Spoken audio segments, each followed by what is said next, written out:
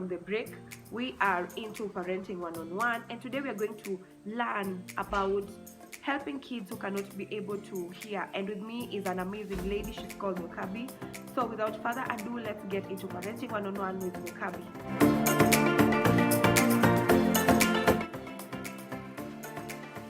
Hi guys, welcome to Parenting One-on-One. My name is Chepchumba Cherus, and today I have a lady with me.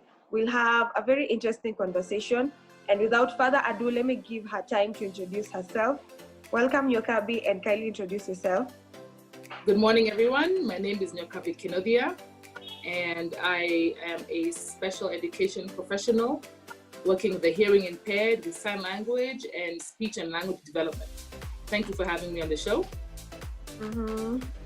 So Nyokabi, let's get into the conversation, and I would basically start with what led you to study sign language? My curiosity for languages. I moved to the States and wanted to work with underprivileged children or children who are going through challenges. And so, I thought sign language was fascinating. It's a very non-verbal language, and it's all communicated on the face.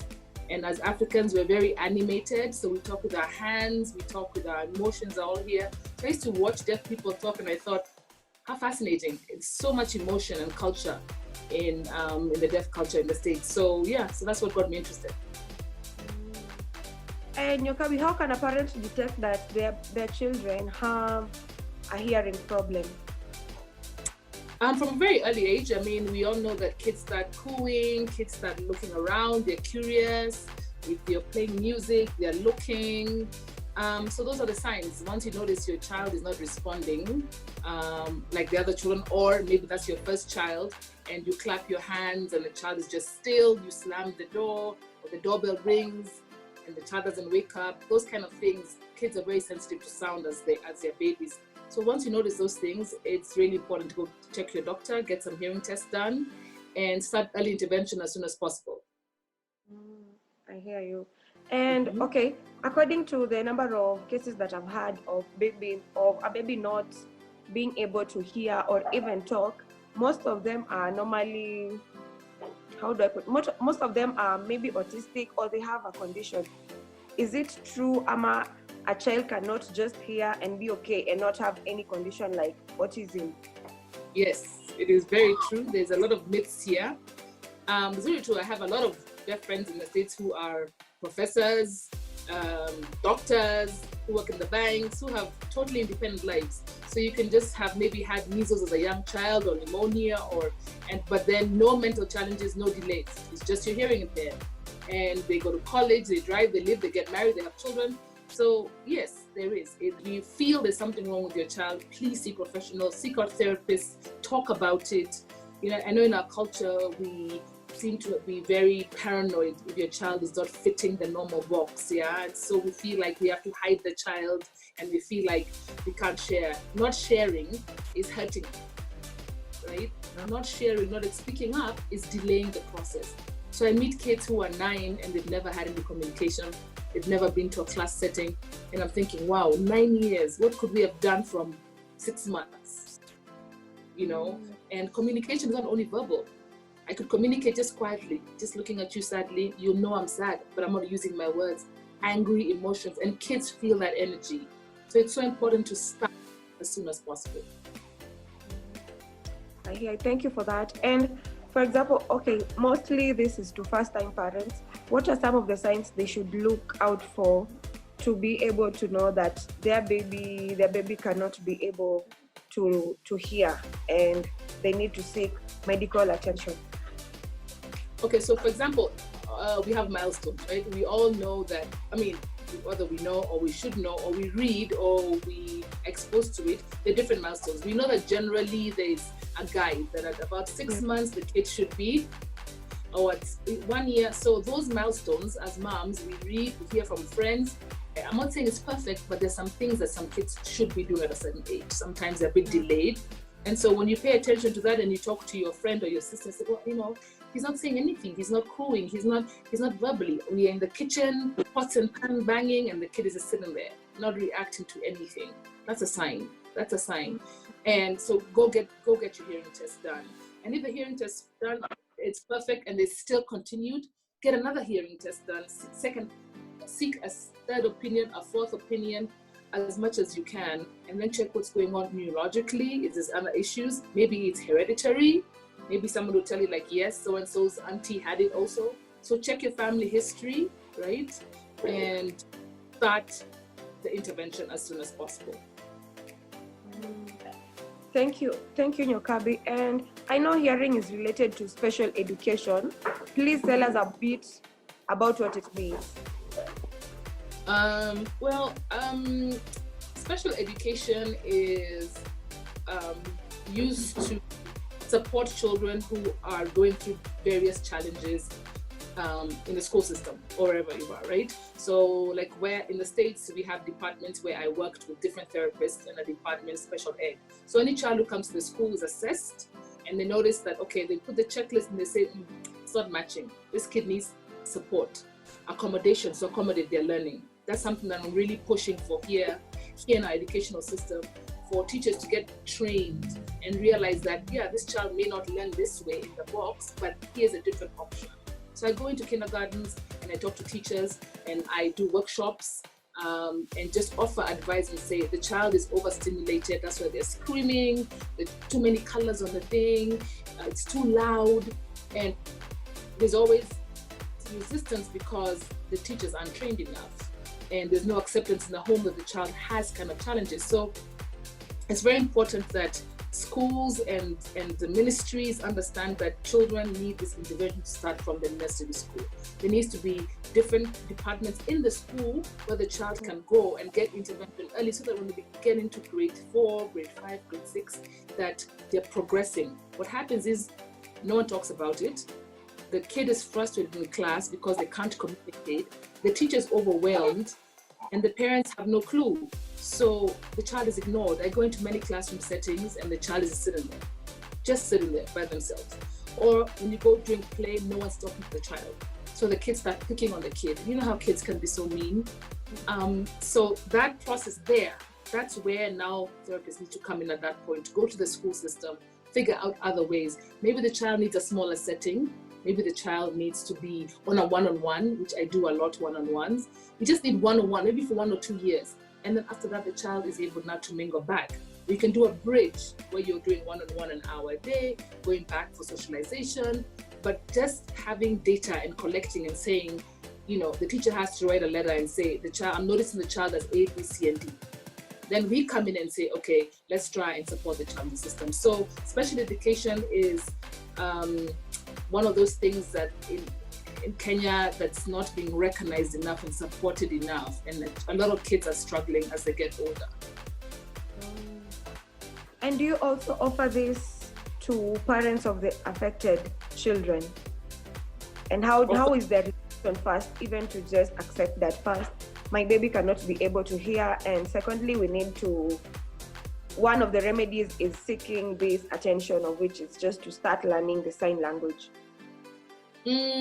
It's a difficult conversation, because for me, I always refer them to their doctor. I say, well, you know, first go back to your doctors, go get tested first, because you know, that's a medical part. That's not, I can assess a child and I can do my own assessment, but it's not a medical assessment, right? It's more on the education, the delays. So I always tell them, go get checked, you know, let's see the tests again.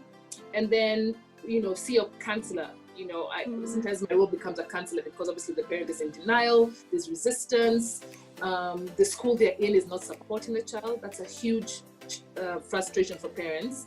Let's say you're in school A, you're feeling you're paying fees, but you're getting no support because no one wants to address the issue. So I think it's really important for parents to be able to get enough support from the school, from the community, so that they can be able to accept. And as soon as you accept that, yes, my child needs some support, some additional services, you just move on. It's not, it helps the child. And I think the faster we can accept it, and you know, as parents, of course, we all want to have perfect children. I mean, of course, our goal is that our children graduate and be independent, but So life is not perfect, right?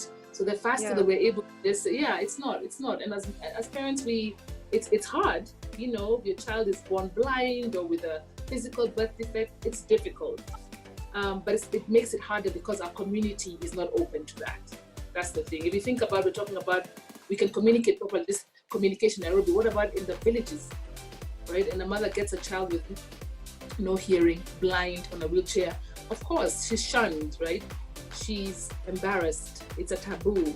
So those are major struggles in our community and culture that we're struggling with. If we can talk about it and the government can put in resources for these families to understand, like, it's okay, this cause he's in a wheelchair, he's fine. He's mentally okay. Once a child has one defect, the culture thinks that's it.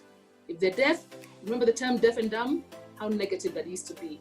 Dumb meaning the child can't talk, but dumb meaning that your IQ is low. It has nothing to do with that.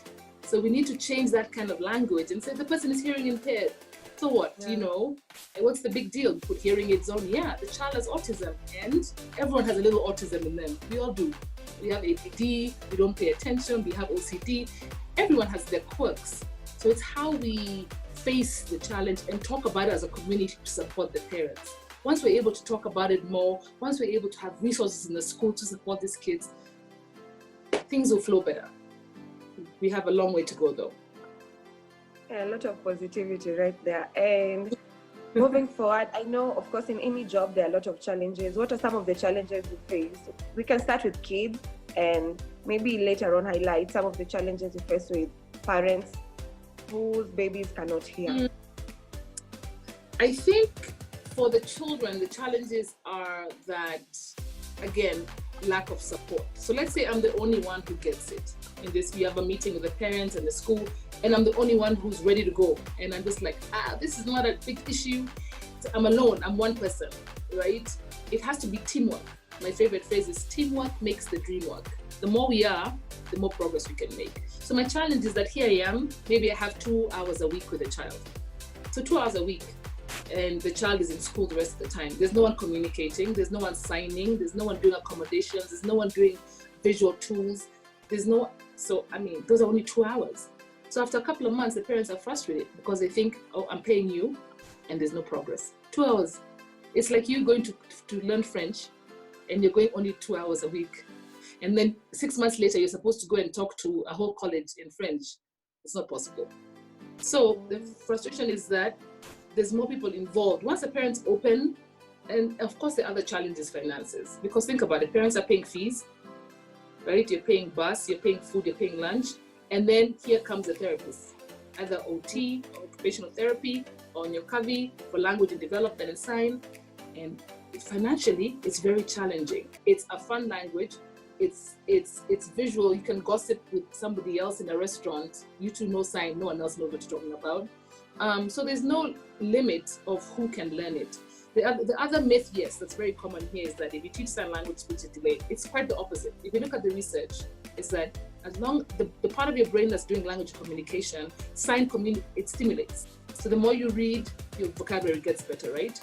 The more things you're exposed to, the more our brain grows. Same way, if the child is stagnant and there's no communication being given to that child, the brain doesn't grow. There's no progress. If you take that same child and start introducing ABCs and songs and colors and all those different signs, that part of the brain starts with this activity. There's a ding, ding, ding, ding. All those neurons are just because they're happy. But if you're stagnant, then there's no growth. So I say the person doing the sign language is still using their voice. I still use my language. I still speak English with the child.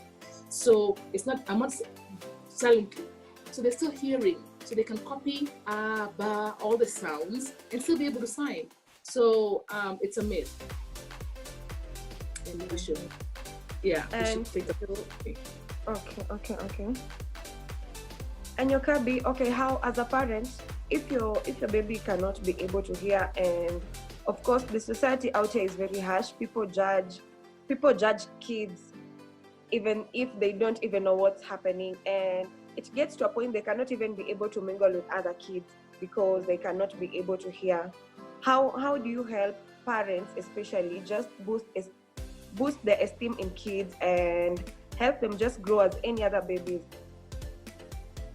I think what I've noticed here is isolation. So let's say you live in an apartment complex. I think a lot of parents, when I talk to them, their child never comes out of the house. You know, why? Why is the child coming out? Yeah, kids can be mean, but once you educate kids, they'll understand. They say, you know, my son is a Timmy, you know, he can't hear guys, you know, hold his hand sometimes. Kids love to help. Kids love to know. But when it becomes a mystery and this child is just at the window staring all the time, then of course the kids are freaked out, yeah? So the more we just confidently put the kid in that community, wherever you are, in the village or whatever, just put them out there. Talk to the kids, educate the kids, be there with your kid, you know?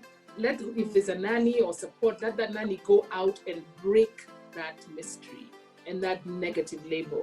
The more we isolate the child, it's very sad because there's a universal love for children. They communicate. You've seen babies, you put babies together at 4 months, all together on the carpet. What do?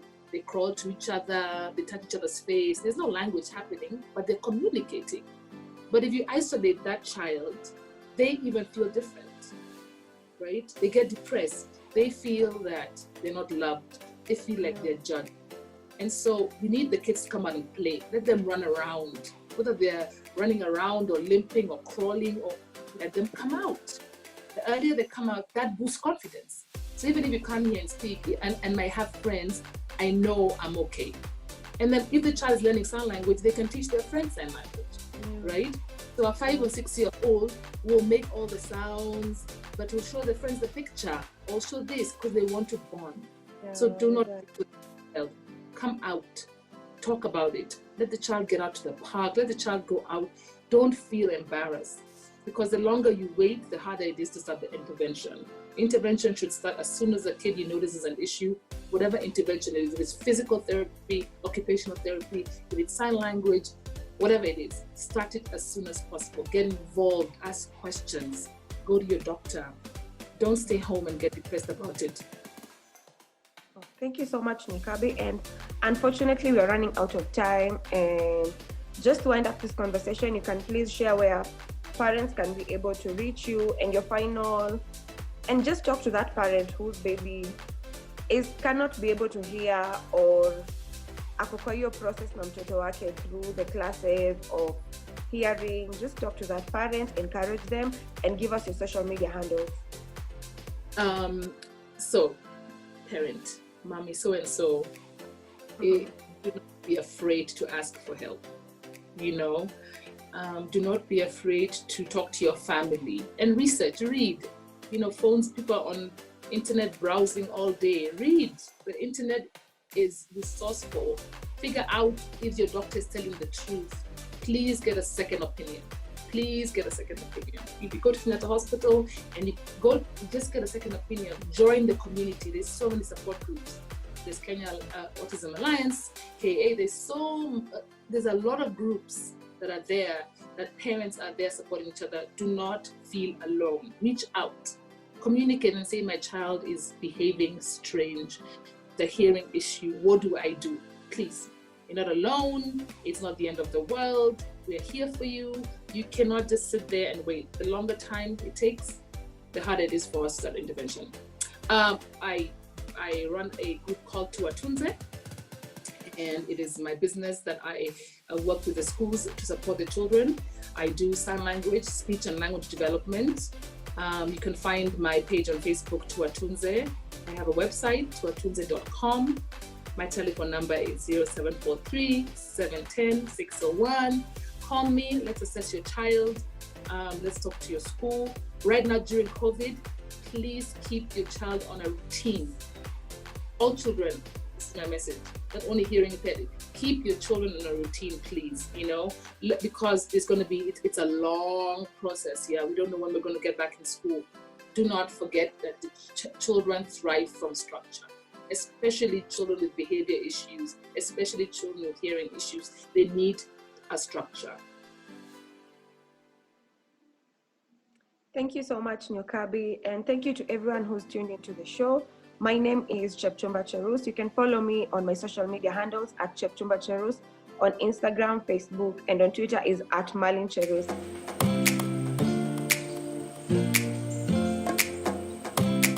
That has been the Parenting Show. Thank you so much for watching, and remember to keep talking to us on our social media.